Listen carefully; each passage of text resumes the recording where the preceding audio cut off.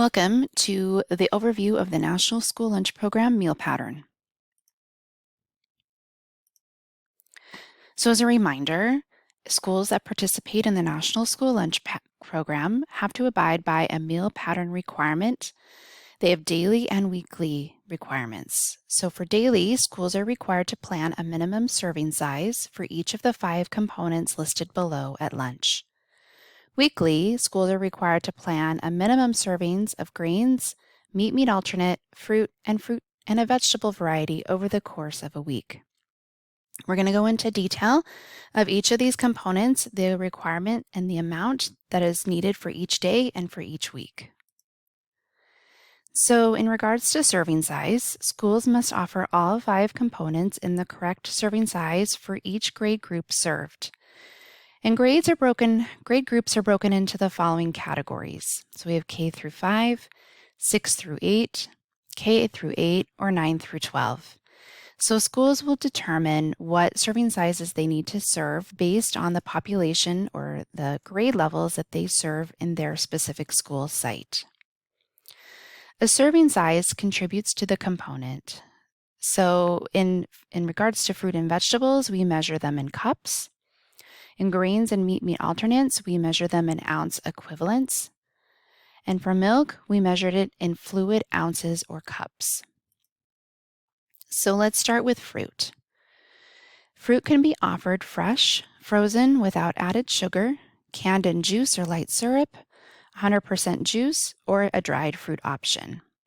Dried fruit credits as double the volume served. So as an example, if I have a fourth a cup of dried fruit, like raisins, this would credit as a half a cup of fruit. No more than half of the fruit offerings may be from juice, and they must have a minimum serving size to contribute to the meal pattern, and that minimum is 1/8 of a cup. So here's the breakdown of the different amounts required for each grade group.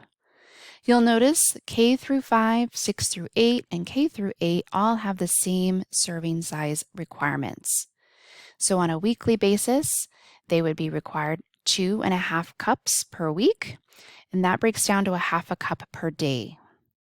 For 9 through 12, these are actually, obviously larger students in high school, so they require more. So they would get 5 cups over the course of the week, 1 cup per day at a minimum. We're not going to be concerned too much with serve only and OVS. What this means is serve only means all of 5 components are provided on a tray to each student. Students don't have a choice of what items they would select. They essentially get every single component required for the meal pattern. For OVS stands for offer versus serve. So students are offered different components and they have to take a minimum of certain items in order for the meal to be reimbursable from the government. So if a school elected to be offer versus serve for their grade groups K8 or K5, 6 through 8, or K8, they'd have to serve a half a cup. If it was 9 through 12, they'd have to serve a minimum of half a cup as well. Okay, we won't get caught up in all of these scenarios for each of the meal patterns. I just want to point it out to you here so you know what the differences of those mean. Moving on to vegetables. Vegetables may be offered as fresh, frozen, canned, or 100% juice. Opposite of fruit, the leafy greens credit as half the volume as served. So 1 cup of romaine lettuce credits as half a cup of vegetable, whereas when we had that dried fruit, it was double the volume. Leafy greens credit as half. No more than half of the vegetable offering can be juice, and a minimum serving size to contribute toward the meal pattern is also 1/8 of a cup. Daily lunch servings need to reflect a variety over a 1-week period. So we have different vegetable subgroups that are required, and they're broken down into different colors. So we have dark green, which examples could be broccoli or romaine, red-orange, which you'd fall in tomatoes, carrots, or sweet potatoes, beans or peas or legumes, kidney beans, refried beans, chickpeas would all fall into this category.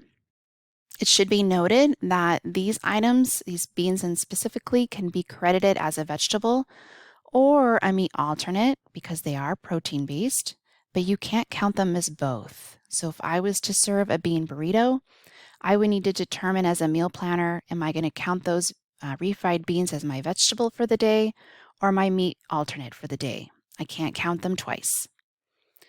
We also have starchy, which are corn, green peas, and potatoes.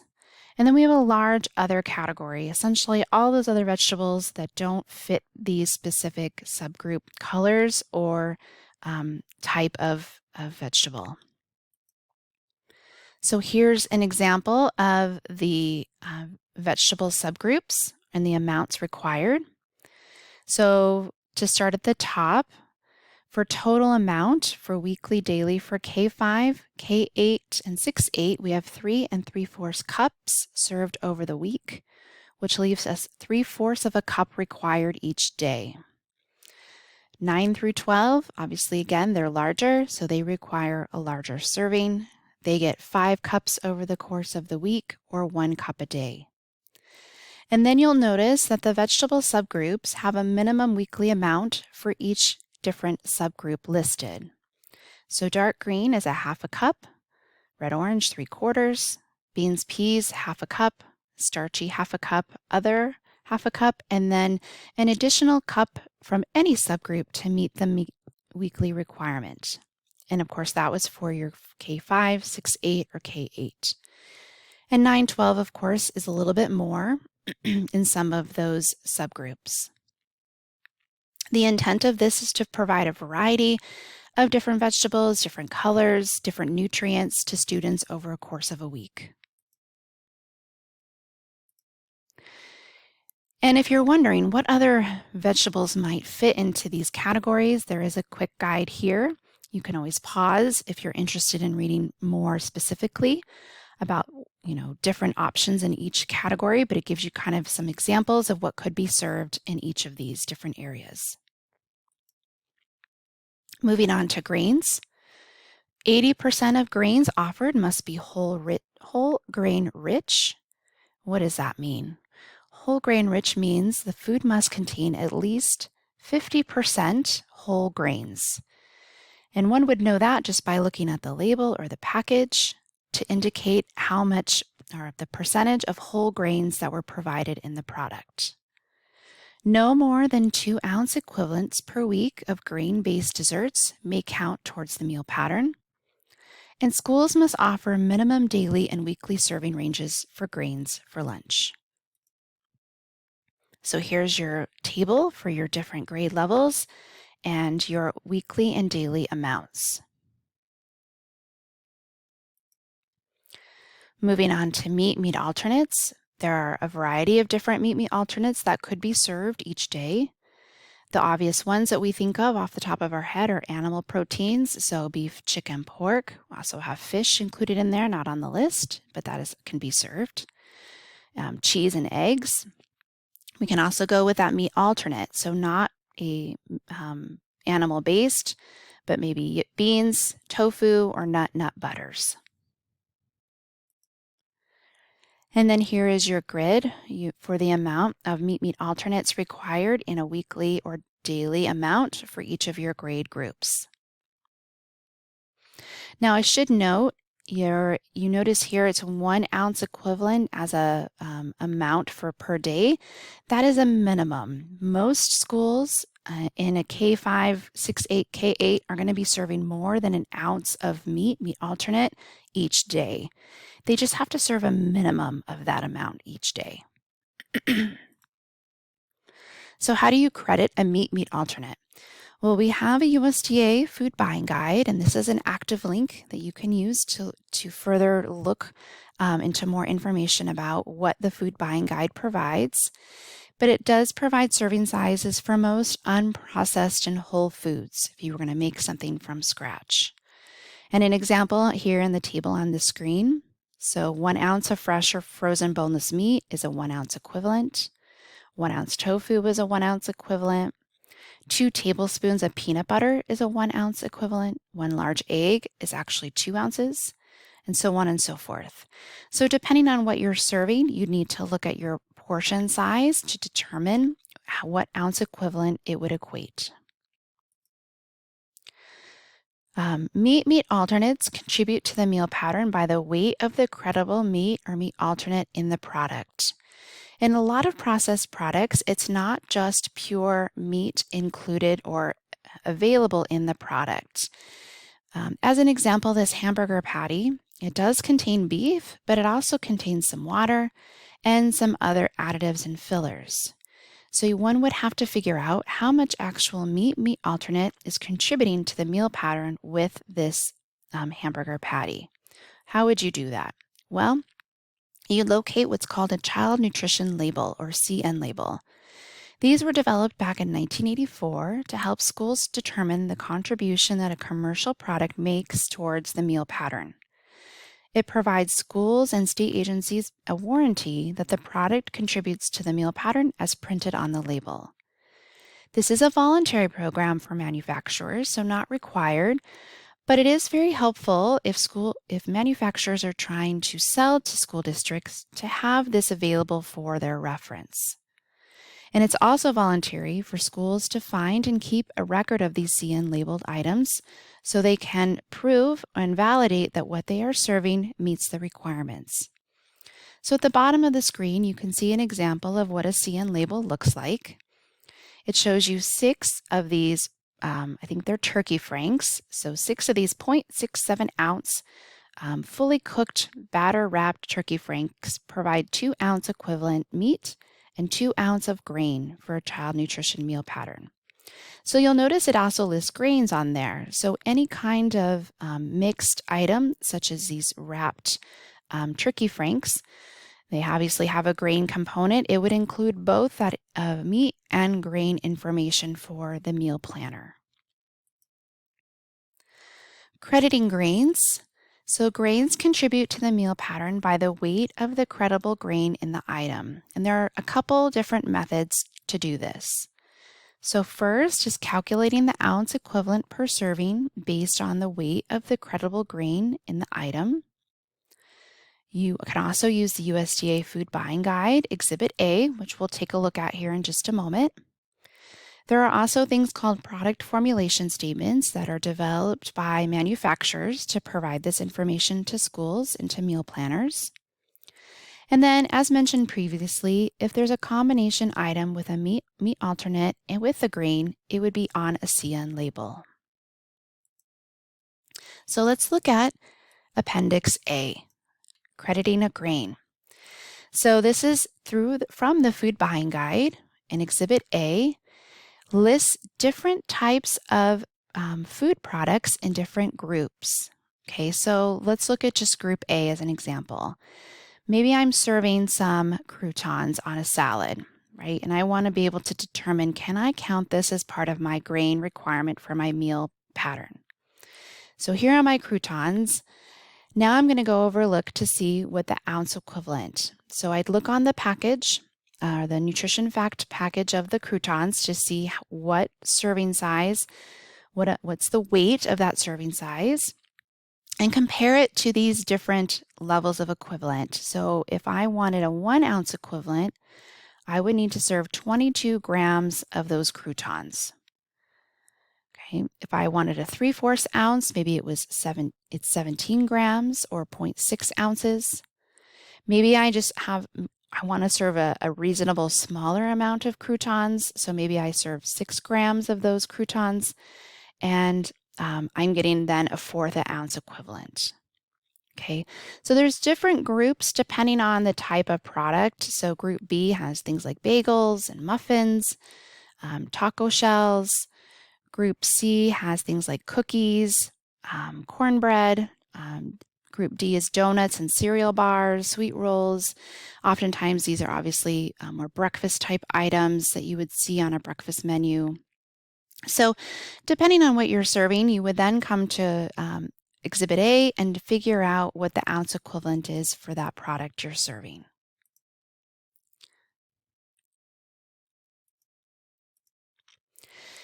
Here's another example of Exhibit A, and it gives you a more specific example of a muffin.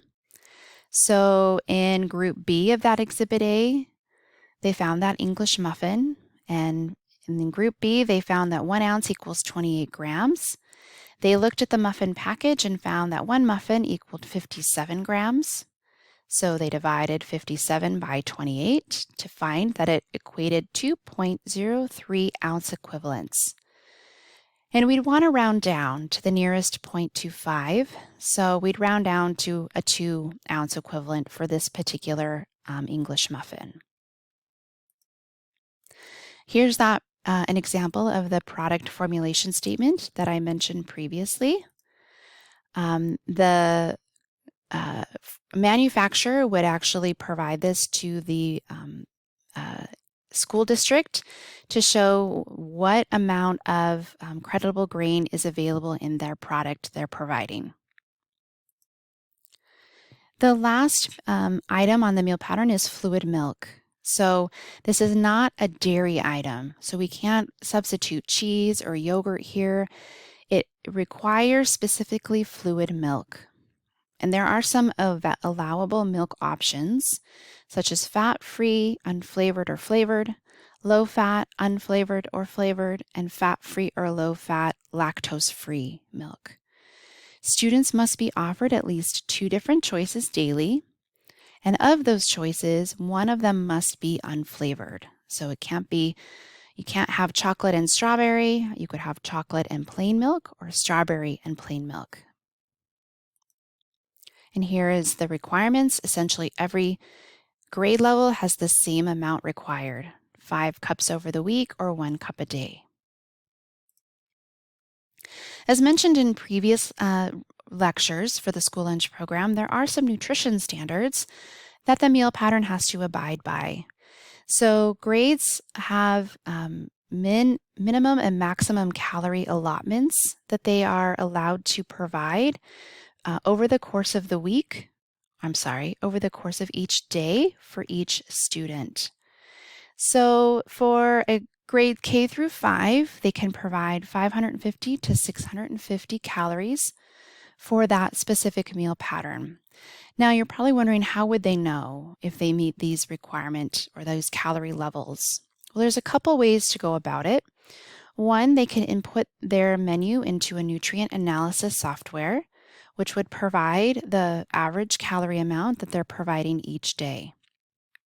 They also, if they're abiding by the specific serving sizes required by the meal pattern, as dictated by each component, they would roughly average out between the required range of 550 to 650. So USDA was careful in its serving size planning to ensure that the amount that is provided would fall into approximately the range listed on the screen for each grade level. It's not a guarantee, but it gives you a good sense or an idea that you're going to be close, if not somewhere in the middle of that range for your minimum maximum calorie level. There are sodium targets in place. There were several targets put into place to help meal planners adjust over time, as well as manufacturers to adjust their products over time to reduce the sodium in the product and in the menu. So the first target was a little bit higher, or more close to what we see as an average American meal for these different grade levels. So in that K5 example, it was less than 1,230 milligrams of sodium. Now we're trying to get down to the next target that USDA is looking at, which will start in July of 2023. And you'll notice that it does reduce the sodium level that's allowed for this grade group down to 1,110 milligrams. So this is going to be a challenge for a lot of meal planners, especially if they depend on a lot of manufactured product or processed products, as those have a tendency to be higher in sodium. So it might rely or require schools to rely more on scratch or homemade items to ensure that they can meet that sodium requirement. And the last two are in regards to fat, and more specifically, saturated and trans fat, the two fats that are associated with higher risks of cardiovascular disease. Saturated fat needs to be limited to less than 10% of the total calories per week and per day. Same with trans fat, meaning not 10%, but actually 0 grams of trans fat per serving. So they're very limiting to basically no trans fat within the National School Lunch Program meals. Here are a few resources available for you if you want further information about the different child nutrition programs and standards, along with that food buying guide that I had referenced earlier in the lecture.